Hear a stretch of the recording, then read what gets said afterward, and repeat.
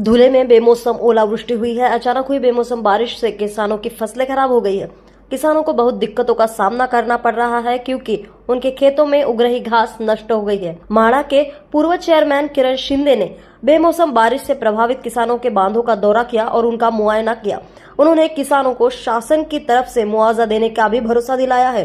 धुले शहर और जिला में बेमौसम बारिश से खेती की फसलों को भारी नुकसान हुआ है। शहर के साथ साथ जिले के कुसुम्बा, आनंदखेड़े, सूत्रेपाड़ा, उड़ाने, गोताने, कुंडाने, साजोरी, चौगांव, अकलाड़, मोराने, साकरी और पिंपलनेर इलाकों में भी बेमौसम बारिश हुई है।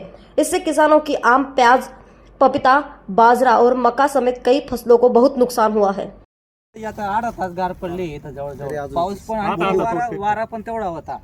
गार मी आज माझ्या आयुष्यात जवळजवळ 15-20 वर्षापासून शेती करतो पण काही पाहिलं नव्हते एवढं पण लिंबूपेक्षा मोठी गार होती. एवढं आहे ना. आता तोंडावर घास आला होता. सर्व कांदे तयार झाले होते, सगळे तुकडे पाडून टाकले त्याने, काही राहू दिलं नाही. काय करणार आता शेतकरी.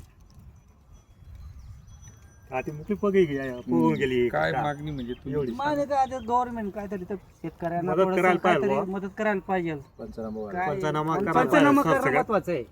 त्याने करून काही ना काही आता तर का एवढं आता शेवट आता या 4-5 दिवसात आता कांदा उपाडणीवर आला होता. पूर्ण कांदा म्हणजे बिलकुल रेडीच झाला होता. आज या आता वेगळ्या क्षेत्रावरती मी उभा आहे. या क्षेत्राची परिस्थिती पाहता शेतकऱ्यांच्या डोळ्यामध्ये अश्रू मावत नाही. स्वतःच्या हातातलं जेवढं काही होतं ते त्यांनी शेतीसाठी खर्च करून टाकलं आणि मोठ्या आशेवरती आपल्याला कांद्याचं चांगलं उत्पन्न मिळेल या भावनेतून ते आनंदित होते. परंतु अर्ध्या 1 तासात त्यांचं होत्याचं नव्हतं झालं. दुर्दैव आहे की प्रत्येक वेळेस शेतकरी मारला जातो आहे. तो सरकारकडून, निसर्गाकडून आणि व्यापाऱ्यांकडून ही परिस्थिती निर्माण झालेली आहे. शेतीमालाला भाव नाही, शेतकऱ्याला जगण्यासाठी दुसरं साधन नाही. अशा अवस्थेत आपल्या हातातलं जे काही ते घालून ते बिचारे शेती करतायत. स्वप्न आहेत मुलामुलींच्या लग्नांची, मुलामुलींच्या शिक्षणाची, घरात उद्भवलेल्या आजारपणाची, थोडेफार घराच्या दुरुस्तीची आणि थोड्याफार आपले सेवा सुविधांची गरजा भासेल. परंतु तो पूर्णतः आता कर्जबाजारी होत चाललेला ही अवस्था या ठिकाणी दिसून येते. या ठिकाणचं चित्र बघितलं तर दगडालाही पाजर फुटेल, परंतु दुर्दैवाने सरकारला पाजर फुटत नाही. हे दुर्दैव आहे. माझी विनंती राज्याचे मुख्यमंत्री, दोघं उपमुख्यमंत्री, पालकमंत्री, महसूल मंत्री, कृषी मंत्री, जिल्ह्याचे जिल्हाधिकारी, प्रांत तहसीलदार आणि सर्व महसूल यंत्रणा, कृषी विभागाची यंत्रणा यांनी संयुक्तपणे सरसकट पंचनामे करून शेतकऱ्याला दिलासा द्यावा.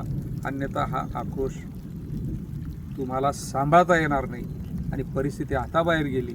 तुम्ही कितीही फौजदारी खटले दाखल करा आणि कितीही काही करा, आता मात्र आम्ही थांबणार नाहीत. आम्ही रस्त्यावरती येऊ आणि त्यांना न्याय मिळवून देण्यासाठी पूर्णपणे प्रयत्न करू. हे जाहीररित्या सांगतो. यात राजकारण नाही, पक्षीय मतभेद नाही. आम्ही शेतकरी आहोत, शेतीत जगणारे आहोत, शेतीवरती जगणारे आहोत. तरी त्या शेतकऱ्यांना न्याय द्यावा अशी अपेक्षा या ठिकाणी व्यक्त करतो. दबाव त्या अन्ना